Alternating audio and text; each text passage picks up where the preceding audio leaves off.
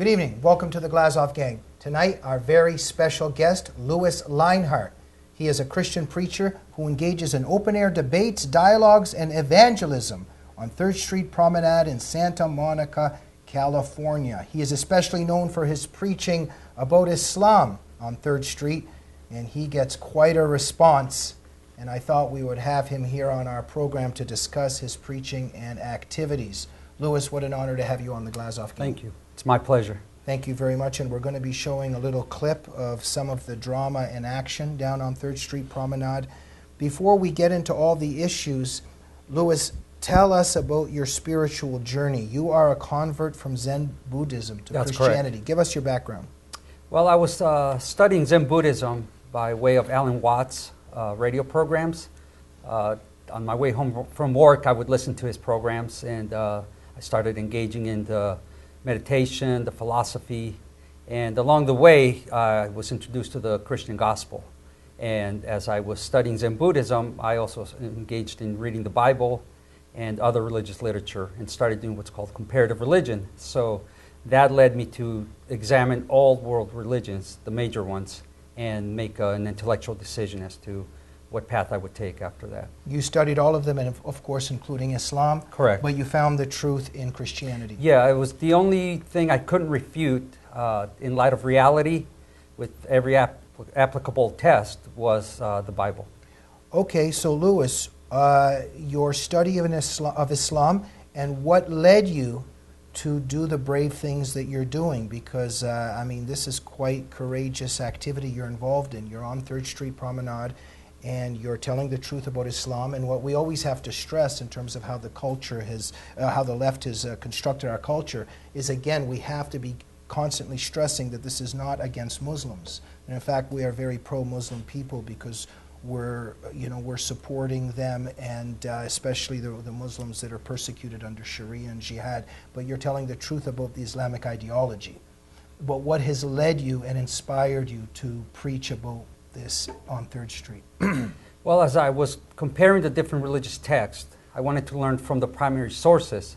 And as I was reading the Quran, I realized that it's not compatible with the Bible, and that in fact it does teach violence, the suppression of women, or oppression of women. It does teach an inequality between the different world religions and the adherents.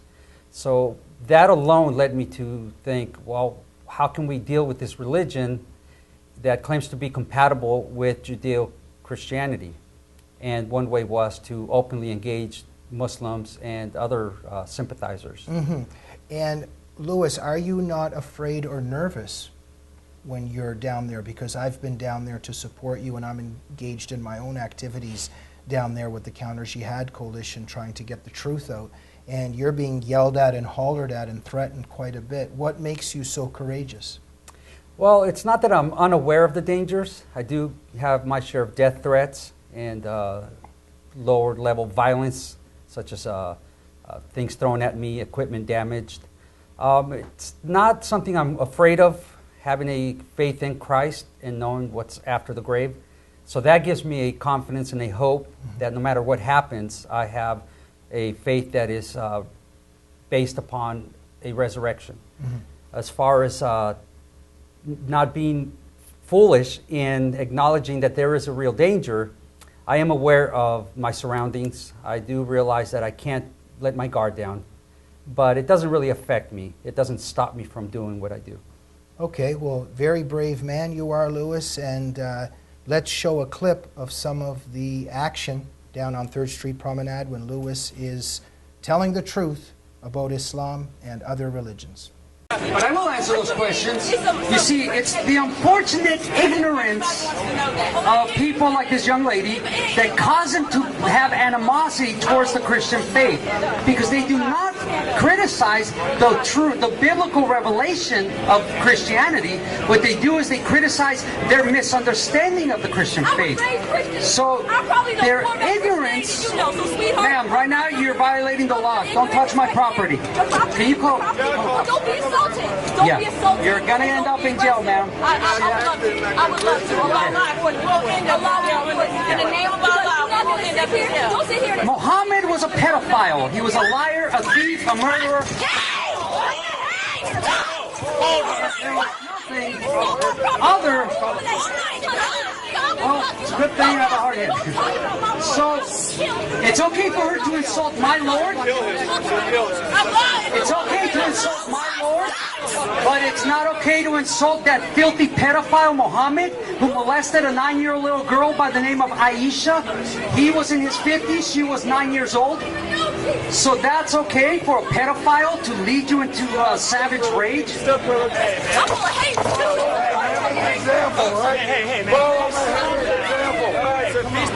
That's the religion of peace, folks. A piece of you here, a piece of you there, but it ain't no peace, I'll tell you that much. Wow, that is really something else. She attacked you. That lady punched you. Was she charged, by the way? Did she end up getting charged? Do you know? She was withheld. I didn't press charges initially. She attacked another person as well. Yeah. That second person did want to press charges, but we found out later that they claimed not to have ID on them, and the police simply let them go. I see. So there were no charges filed. So, Louis, I mean, you brought up, one of the central issues of Islam, one of the most controversial, something that many Muslims do not want to talk about, but you discussed Aisha. Correct. And the Prophet Muhammad married her when she was 6 and consummated with her when she was 9. And this is in Islamic theology. This is not something that non-Muslims are alleging. Right. Speak about this and what you said and why you said it at that moment. Well, the reason I said it at that moment is she simply brought up Muhammad. She had already asked about 17 questions, made equal amount of comments. When I asked her which one of those she wanted me to address first, she simply said all of them. Then she came around, grabbed my Bible, told her that's private property, that she could get arrested for that. She didn't care. She said, by Allah, I'll get arrested. And she came in closer, brought up Muhammad in such a way that the first thing that came to my mind was the issue of Aisha. Mm-hmm. So I simply said Muhammad was a pedophile. Mm-hmm. The context is within their primary source materials. Muhammad, as you said, did engage with a little child named Aisha in sexual relations when she was 6 years old, up until the age of 9, where he consummated the marriage. He was in his 50s. That's not a cultural norm. I haven't been shown any evidence to support that claim. Even if it was a cultural norm, I would simply say then you have an entire culture of pedophiles. Well, Louis, this is my question, because in some ways it's almost like we have to be afraid, or there's always this feeling that we're doing something wrong by discussing this or by saying these things. But the key to stress is this is not something that you are creating. This is something that's in Islamic theology. This is what the Islamic texts say. So my question would be, how do the imams and muftis and clerics and the Muslim people, how do they deal with this issue when you bring it up? Shouldn't this be something that they deal with, or whether they're going to defend it or how they're going to exonerate it, etc.? Well, when you deal with Islam, it's a very tricky situation. They will affirm something on one hand, and then on the other hand, they'll reject it, such as their primary sources, the hadiths, the tafsirs or commentaries on the Quran. You have the Sirah literature, which is the biography of Muhammad. And these are primary texts. Without these, you would not have Islam. The Quran cannot stand alone. A good example would be the 5 pillars of Islam. The only place you find an explanation for the 5 pillars of Islam is in these other texts. So these are the materials that are used for the Sunnah, which is what the Muslim community is governed by.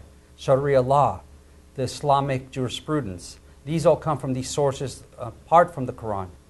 So when they mention things like Muhammad engaging with Aisha sexually, they can't reject it. What they try to do is rationalize it. And so it's a truth within their text that they'll claim themselves, but when somebody that is not positive about the situation repeats the same information, they take that as an attack. So it's not that they always deny the information, it's how it's presented that they have a problem with. And they don't want it to be looked at as a negative.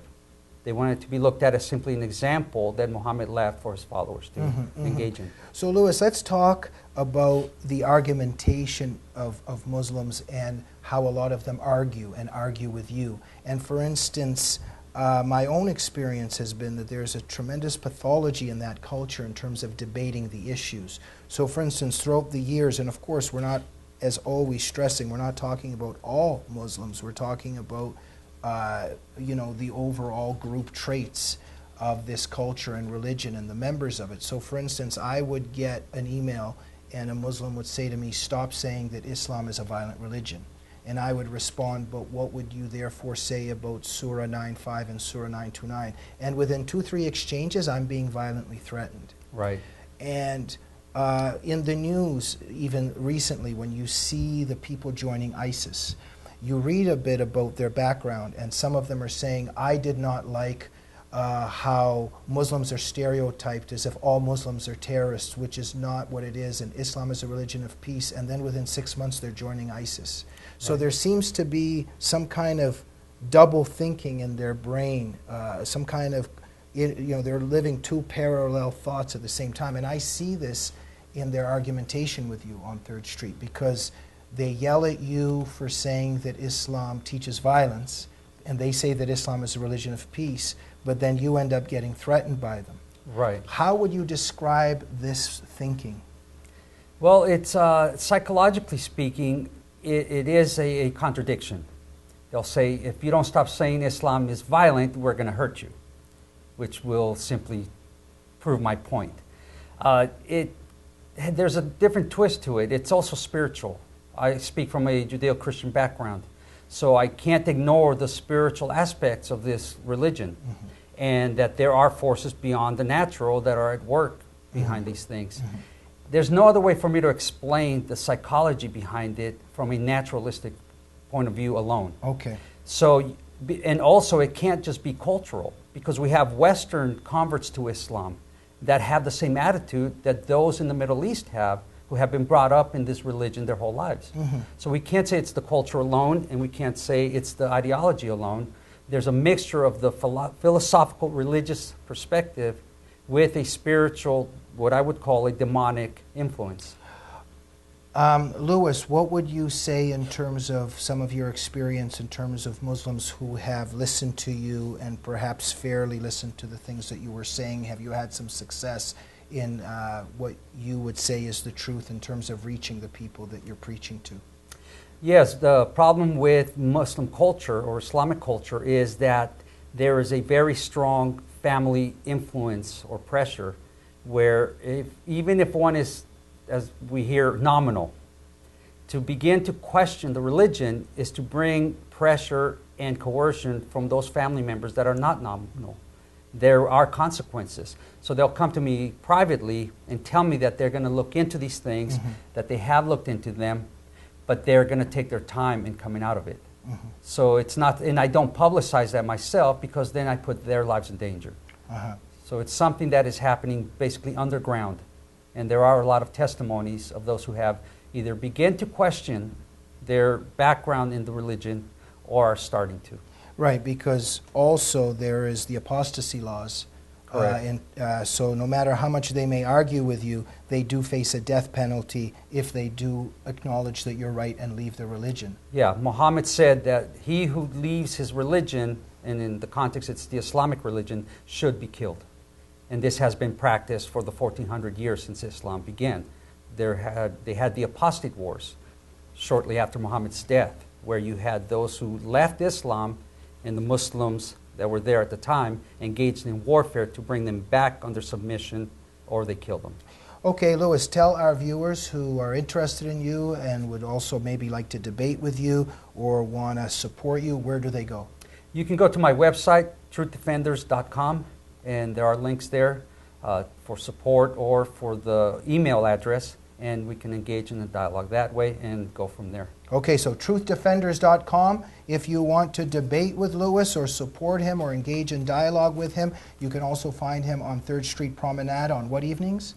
Fridays and Saturdays from 8 to midnight. So Friday to Saturdays from 8 to midnight, and you are by the Apple Store? Typically. There's no set place, but it's been pretty consistent for the past 14 years.